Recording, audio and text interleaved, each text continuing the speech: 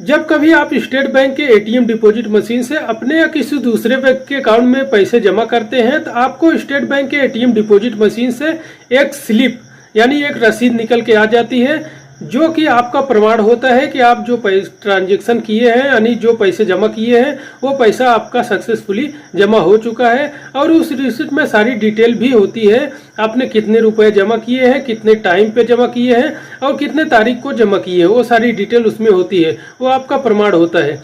अगर मैं आपसे ये कहूँ कि जब आप कभी स्टेट बैंक के एटीएम डिपॉजिट मशीन से अपने या किसी दूसरे व्यक्ति के अकाउंट में पैसे जमा करें, आपको अगर वो रिसिप्ट निकल के ना आए तो आप कैसे जानेंगे कि आपका जो ट्रांजैक्शन है वो सक्सेसफुल हो गया है और आपका पैसा जिस व्यक्ति के अकाउंट में पैसे जमा कर रहे हैं उस व्यक्ति के अकाउंट में पैसे चला गए हैं। ये कन्फ्यूजन अक्सर लोगों के मन में होता है। हमारे पिछले वीडियो में जब मैं जो है स्टेट बैंक के एटीएम डिपॉजिट मशीन से अपने या किसी दूसरे व्यक्ति के अकाउंट में पैसे कैसे जमा किए जाते हैं, ये सवाल मुझे कई बार पूछा गया था। आज मैं इसी सवाल का जवाब देने वाला हूँ। ये सारी डिटेल मैं आपको दिखाने वाला हूँ कि अगर आप स्टेट बैंक के एटीएम डिपॉजिट मशीन से अपने या किसी दूसरे व्यक्ति के अकाउंट में जब पैसे जमा करते हैं, अगर आपको जो है स्लिप यानी जो स्टेट बैंक के एटीएम डिपॉजिट मशीन से पैसे जमा करने के बाद रसीद निकलती है, वो रसीद ना निकले तो आप कैसे पता करेंगे कि आपका जो ट्रांजैक्शन है वो सक्सेसफुल हो गया है, यानी आपका पैसा जो है सक्सेसफुली जिस अकाउंट में पैसे जमा करना चाहते हैं उस अकाउंट में पैसे जमा हो गए। ये कैसे पता करेंगे? और जो रिसिप्ट नहीं निकलती है यानी जो पावती नहीं निकलती है, वो पावती क्यों नहीं निकलती है, ये भी मैं आपको इस वीडियो में बताने वाला हूँ लास्ट में। तो चलिए चलते हैं, मैं आपको दिखाने वाला हूँ कि कैसे आप पता करेंगे कि आपका जो है सक्सेसफुली ट्रांजैक्शन हो चुका है, यानी आपका जो ट्रांजैक्शन है वो सक्सेसफुल हो चुका है और उस व्यक्ति के अकाउंट में पैसे जमा हो चुके हैं। और एटीएम डिपॉजिट मशीन से स्लिप ना निकलने के बावजूद आप कैसे पता करेंगे? तो चलिए मैं स्टेट बैंक के एटीएम डिपॉजिट मशीन पर चलता हूँ और आपको दिखाता हूँ कैसे आप पता करेंगे। जो पैसे आप अपने अकाउंट में जमा करने वाले होते हैं वो सारे पैसे इस प्रकार से स्टेट बैंक के एटीएम डिपॉजिट मशीन के अंदर यहाँ पे देखिए इस प्रकार से डाल देते हैं। डालने के बाद यहाँ पे कंटिन्यू का बटन जैसे दबाते हैं ये बॉक्स इस प्रकार से देखिए बंद हो जाता है। बंद होने के बाद देखिए यहाँ प्लीज वेट का ऑप्शन मिलता है, थोड़ा सा वेट करेंगे। वेट करने के बाद आपको एटीएम मशीन के स्क्रीन पर इस प्रकार से आप कितने रुपए का कितना नोट जमा किए वो सारा डिटेल दिख जाता है और टोटल आपका जो पैसा है सबसे नीचे यहाँ पे दिखाई दे जाता है। अब आप आगे बढ़ने के लिए यहाँ पे कन्फर्म का जैसे सबसे ऊपर वाला यहाँ पे कन्फर्म पर क्लिक करेंगे।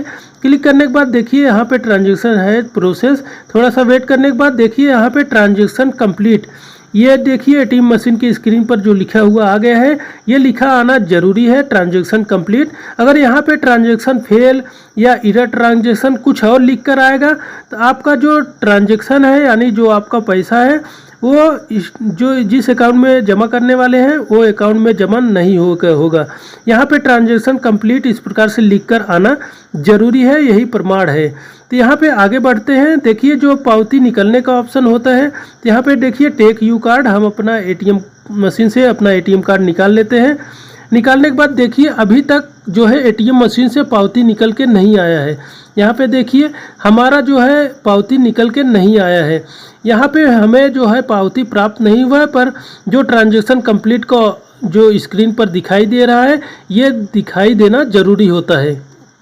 तो जैसा कि आपने देखा जो पैसे हम अपने अकाउंट में जमा करना चाहते थे वो पैसा हमारा जमा हो गया। यहाँ पे एटीएम डिपॉजिट मशीन से मुझे कोई भी रिसिप्ट निकल के नहीं आई। यहाँ पे मैं आपको बता दूं, जैसे मैं आपको दिखाया था, यहाँ पे पैसे जमा कर होने के बाद आपको जो है एटीएम मशीन के स्क्रीन पर इस प्रकार से देखिए लिखा हुआ आना जरूरी होता है ट्रांजैक्शन कंप्लीट। आपको यही देख लेना है, जब आप कंफर्म का बटन दबाएंगे तो आपको एटीएम मशीन के स्क्रीन पर यहाँ पे देखिए ट्रांजैक्शन कंप्लीट का इस प्रकार से ऑप्शन लिखकर आना जरूरी होता है।